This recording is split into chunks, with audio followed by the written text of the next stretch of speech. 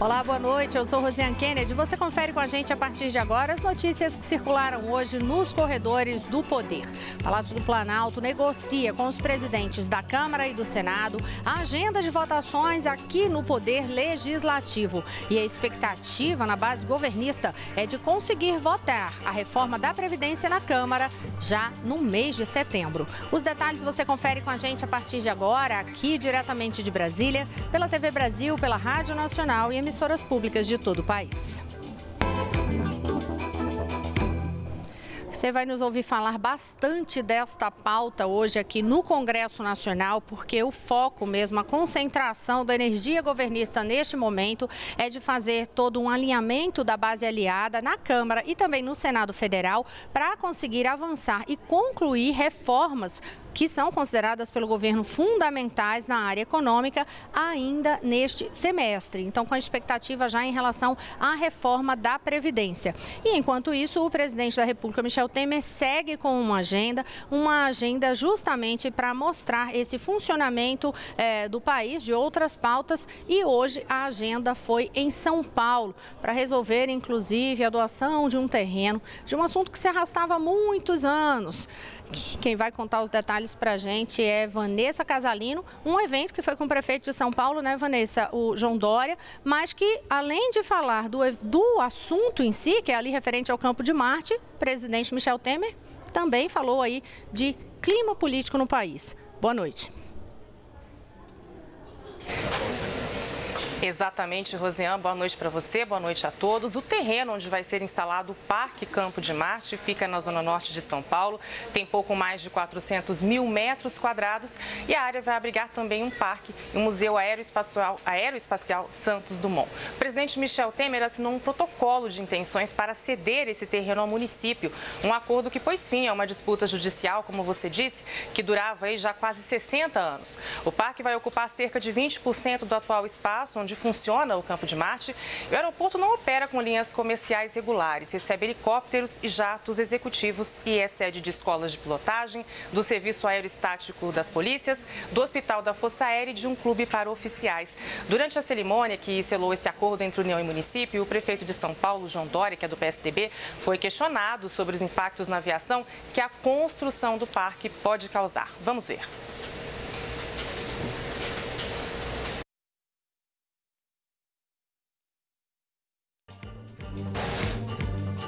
Já há vários aeroportos funcionais já operando e novos que serão implantados ainda no entorno, na região metropolitana de São Paulo. Mas já há Jundiaí, já há Sorocaba e já há 2 outros aeroportos que estão em vias de serem concluídos. Não há nenhum problema para acomodação da chamada aviação geral e nem tampouco da aviação de helicópteros, que também faz parte da aviação geral. Apenas a Brigada Águia da Polícia Militar, é que eu quero deixar claro que vai permanecer exatamente onde está.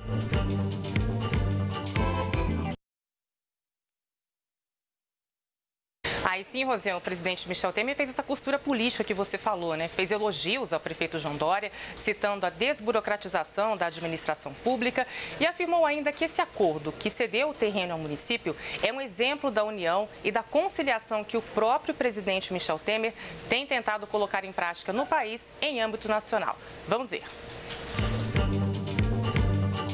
É inadmissível que brasileiros se joguem contra brasileiros. A história do nós contra eles não pode prevalecer. Nós temos que unir o Brasil. É claro, meus amigos, minhas amigas, é claro que há dificuldades para isso. Há um emocionalismo hoje no país e se eu e o João nos pautássemos pelo emocionalismo, talvez o Jungmann não tivesse ao lado do Sato, de todos os brigadeiros, né? Não tivéssemos chegado a este ato.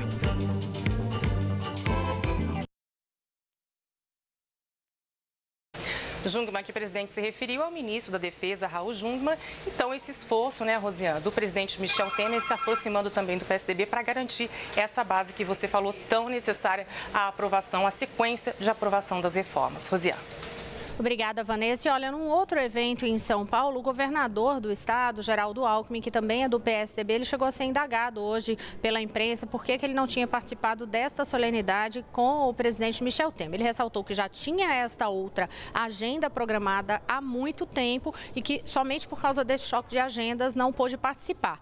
E aí o governador fez questão de ressaltar o seguinte, que em relação à agenda de reformas do governo, como a reforma da Previdência, o apoio dele existe sim. A gente lembra que também na semana passada o PSDB fez manifestação aqui, inclusive aqui no Senado Federal, por meio do presidente interino da sigla, o senador Tasso Gereissati, ressaltando o apoio da legenda a esta agenda de reformas. E ainda falando sobre essa agenda de reformas, ontem,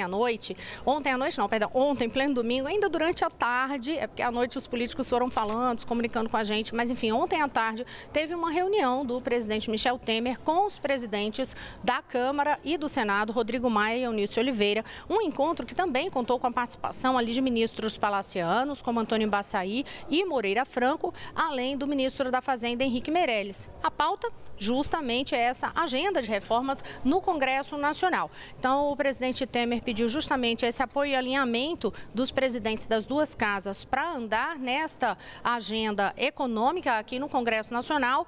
A prioridade é a reforma da Previdência, mas antes de chegar a colocar em votação aqui no plenário da Câmara dos Deputados essa pauta da PEC, a proposta de emenda constitucional da reforma da Previdência, tem aí os parlamentares que se debruçar em relação a medidas provisórias que já estão com o prazo caducando, ou seja, prestes a perder a validade. E são medidas que tratam justamente de assuntos que ampliam a arrecadação para o governo federal, que é uma prioridade também agora da pauta do Palácio do Planalto. Então, a gente tem por aí, por exemplo, o refis, medida referente ao refis, um refinanciamento de dívidas tributárias. Tem também a pauta que trata de reoneração da folha de pagamento de alguns setores.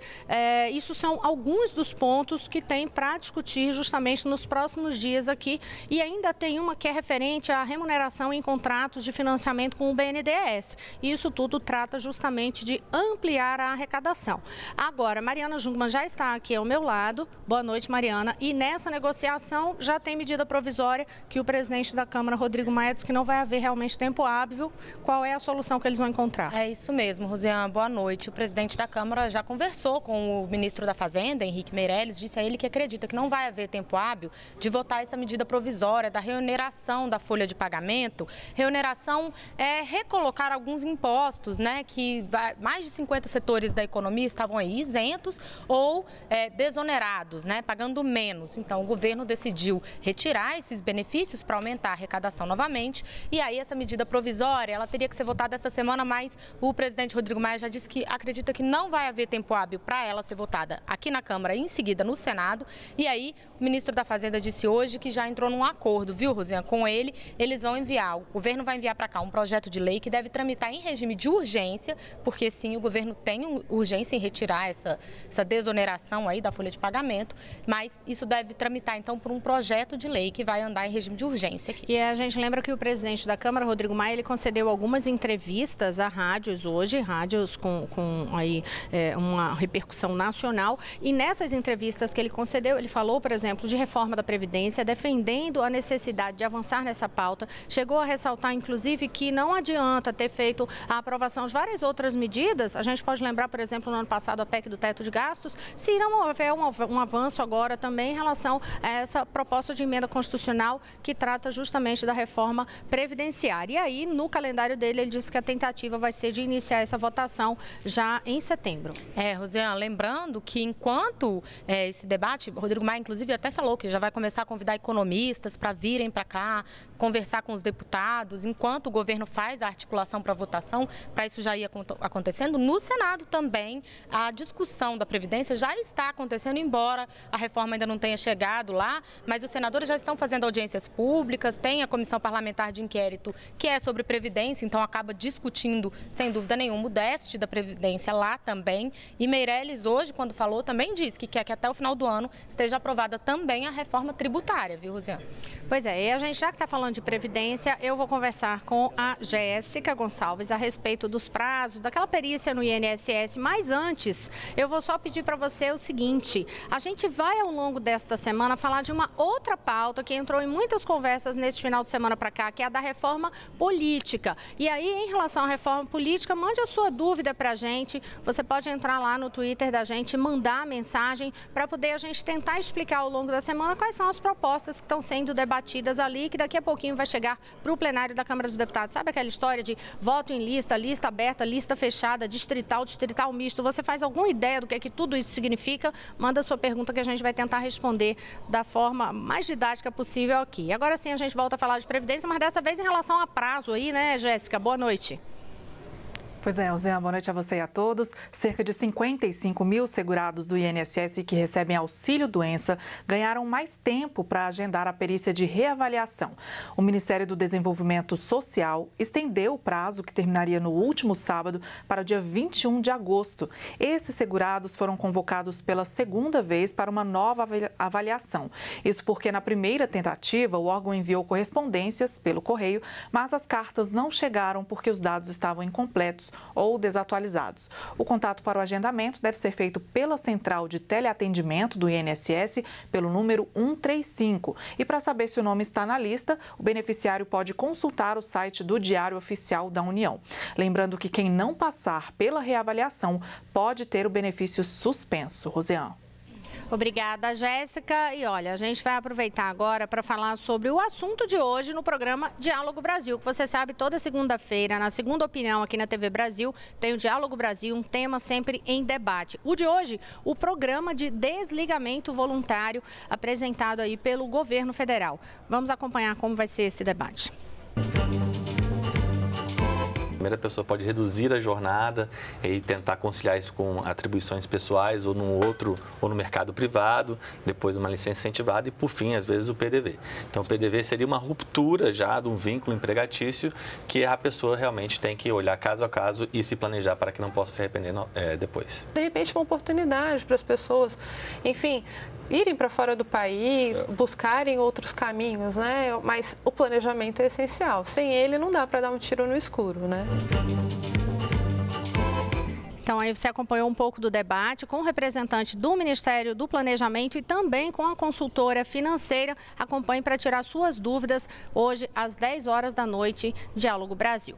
A gente segue no noticiário, vamos até a Agência Brasil, conferir aí as notícias em destaque nesta segunda-feira. Boa noite, Carolina Pimentel. Boa noite, Rosiane. A Caixa Econômica Federal divulgou hoje um balanço aí sobre o saque das contas inativas do FGTS. Mais de 44 bilhões de reais foram retirados dessas contas inativas do FGTS. De acordo com a Caixa, quase 26 milhões de trabalhadores fizeram esses saques e 30% usaram aí o dinheiro para pagar dívidas. Bem, o prazo para o saque das contas inativas do FGTS terminou no dia 31 de julho. Agora, quem comprovar que não conseguiu ir a uma agência da Caixa até esta data, como é o caso aí de presos e de pessoas que estavam internadas, o saque vai poder ser feito até o dia 31 de dezembro de 2018. Agora, quem perdeu o prazo só pode usar o FGTS nas situações já previstas em lei, como a compra da casa própria, a aposentadoria, a demissão sem justa causa ou quando a conta permanecer sem depósito por 3 anos ou no caso de algumas doenças. A gente continua falando de economia. A partir de amanhã, a Receita Federal vai abrir a consulta ao terceiro lote de restituição do Imposto de Renda da Pessoa Física de 2017. Vão ser contemplados mais de 2 milhões de contribuintes, vão ser pagos 2 bilhões e 800 milhões de reais em restituição. Esse lote também vai ter restituições residuais dos exercícios de 2008 a 2016. O dinheiro vai ser depositado nas contas no dia 15 de agosto. Tem preferência idosos e pessoas com alguma deficiência física ou mental ou alguma doença grave. Para saber se a sua declaração foi liberada, o contribuinte precisa acessar a página da Receita na internet. O endereço é receita.fazenda.gov.br ou ligar para o Receita Fone. O número é 146. Rosiane. Obrigada, Carolina Pimentel. No próximo bloco, outras informações. Daqui a pouquinho eu volto já.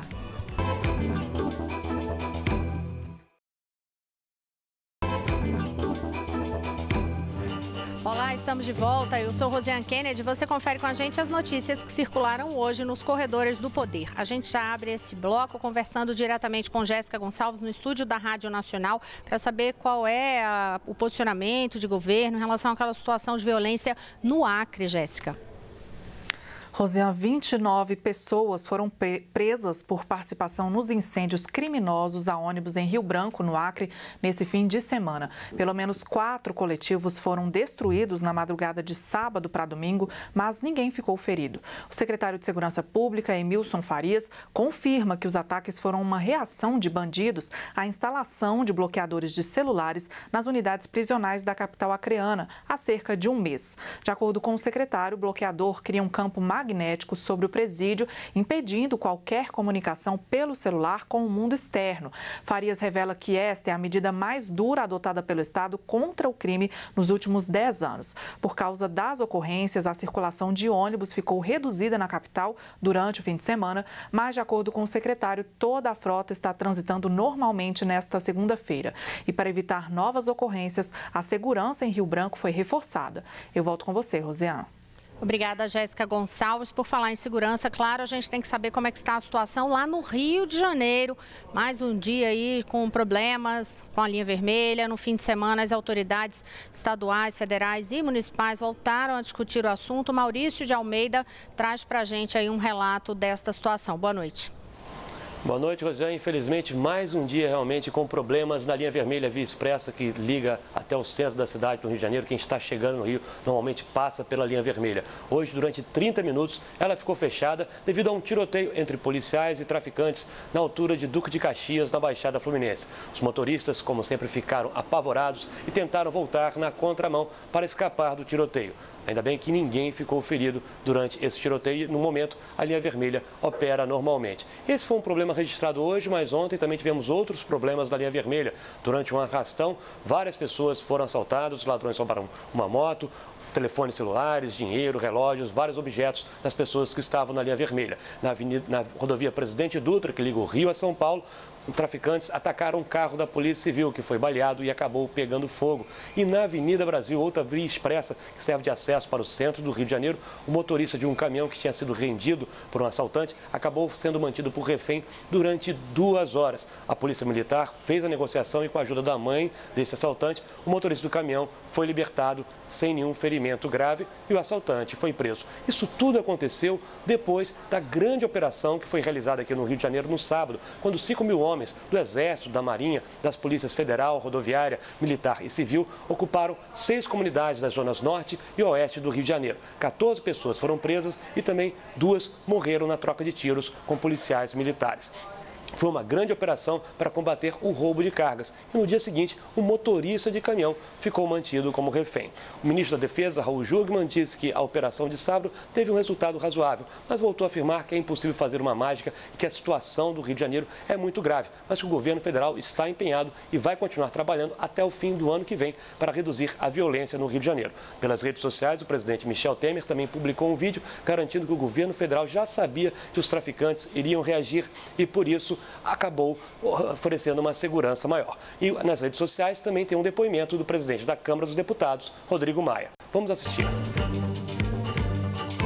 Nós precisamos recuperar os jovens que foram atraídos pelo tráfico de drogas. É por isso que é fundamental, além das ações de combate ao tráfico de drogas, nós precisamos de políticas sociais que recuperem esses jovens do governo federal, do estado e dos municípios. Pois é, Rosé, vamos torcer para a situação do Rio melhorar.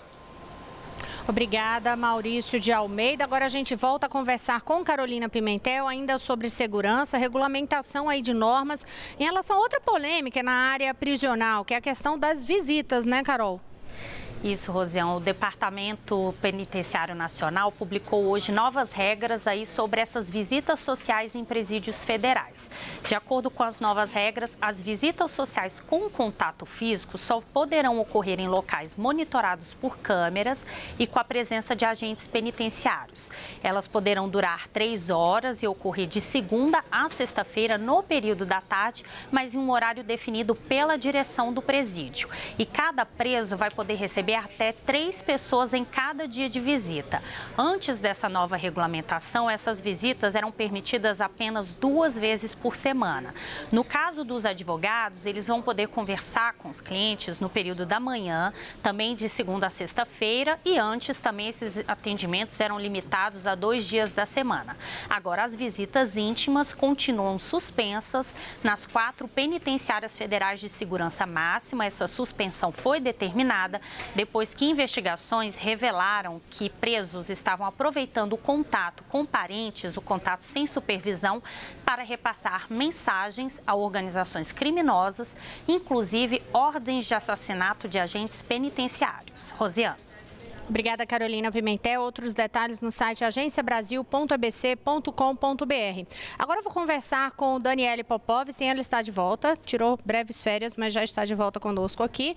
E Daniele Popov vai trazer informações sobre a situação lá da Venezuela, porque o governo brasileiro se manifestou de novo sobre a situação na Venezuela. Hoje o Itamaraty divulgou nota e amanhã vai ter, inclusive, reunião com os chanceleres da região mesmo, né, Daniele? Boa noite. Oi, Rosiane, boa noite para você, boa noite a todos. É isso mesmo, os chanceleres de países da América do Sul reúnem-se amanhã em Lima, no Peru, para discutir a situação da Venezuela. O encontro ocorre dias após o Mercosul suspender a Venezuela do bloco por ruptura da ordem democrática. O ministro das Relações Exteriores, Aloysio Nunes, vai participar das discussões. Em nota, o Itamaraty informou que o governo brasileiro defendeu no fim de semana Em nota, o Itamaraty informou hoje que aproveitará a oportunidade para reiterar, Rosiane, o entendimento que motivou a suspensão do país vizinho. O governo brasileiro defende que os países reunidos em Lima enviem mensagens de solidariedade ao povo venezuelano, demonstrando o compromisso da região com restauração da democracia, das liberdades individuais e da paz social no país, por meio do diálogo e da negociação. No fim de semana, o presidente Michel Temer divulgou um vídeo nas redes sociais, no qual afirma que não há mais espaço para alternativas não democráticas na América do Sul. Vamos ouvir um trechinho desse vídeo. Estamos e continuaremos ao lado do povo venezuelano. Estamos e continuaremos ao lado das liberdades de expressão e manifestação, do princípio da separação dos poderes, dos direitos humanos, da democracia. Deve-se insistir sempre no diálogo. Esperamos que a Venezuela encontre o caminho para a recomposição da ordem democrática no respeito à diversidade de visões e posições. Queremos uma Venezuela que, de volta à democracia, possa voltar também ao Mercosul, onde será recebida de braços abertos. Não há mais espaço para alternativas não democráticas na América do Sul. O presidente também destacou que Brasil, Argentina, Paraguai e Uruguai ofereceram oportunidade de diálogo, mas que com a recusa da Venezuela, o bloco decidiu suspender a adesão do vizinho. Michel Temer afirmou que o Brasil, que atualmente preside o Mercosul, apoia o bloco venezuelano, o povo venezuelano e continuará atento aos desdobramentos da crise no país vizinho. Desde abril, a Venezuela vive uma onda de manifestações a favor e contra o governo, muitas delas violentas e que já deixaram mais de 100 mortos e mais de 1.000 feridos. Rosiane, eu volto com você. Obrigada, Daniele Popov. E agora eu vou mudar de assunto para lembrar que hoje, segunda-feira, também é dia do meu outro programa, Conversa com Rosiane Kennedy, que vai ao ar logo mais às 9h30 da noite. Hoje eu vou conversar com uma vez musa, sempre musa, né? Então, com a eterna musa do vôlei, Leila Barros, que atualmente é secretária de esportes aqui do Distrito Federal. E você confere um pouquinho desta conversa agora. A medalhista olímpica e ex-jogadora de vôlei, Leila Barros, hoje está à frente de um dos maiores desafios de sua carreira. Agora, no mundo da política, como secretária de Esportes do Distrito Federal, ela tem a responsabilidade de levar essa prática ao maior número de pessoas.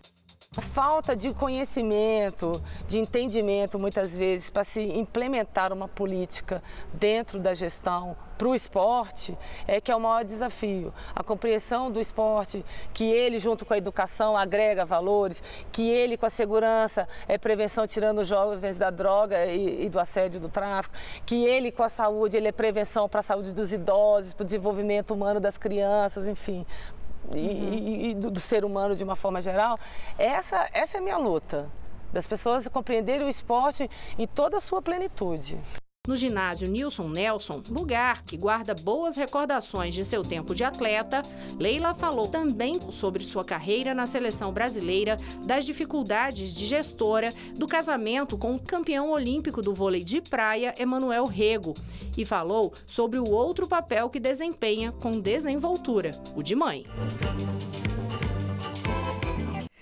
Então fica aí o convite para você acompanhar toda essa conversa na íntegra às 9h30 da noite. Agora vamos rapidamente à Agência Brasil saber das últimas notícias com Carolina Pimentel.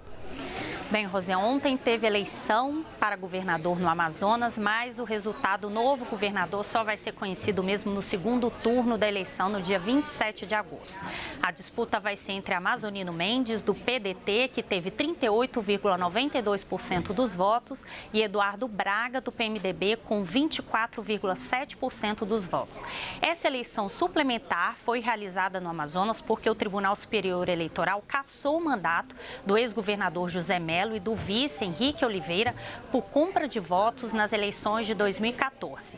E os dois candidatos que vão para essa disputa aí de segundo turno, Amazonino Mendes e Eduardo Braga, já são bem conhecidos do eleitor do Amazonas. Os dois já foram governadores, Amazonino Mendes aí por 3 vezes, Eduardo Braga 2 vezes. E o desafio deles agora vai ser conquistar os eleitores indecisos. É com você, Rosiane.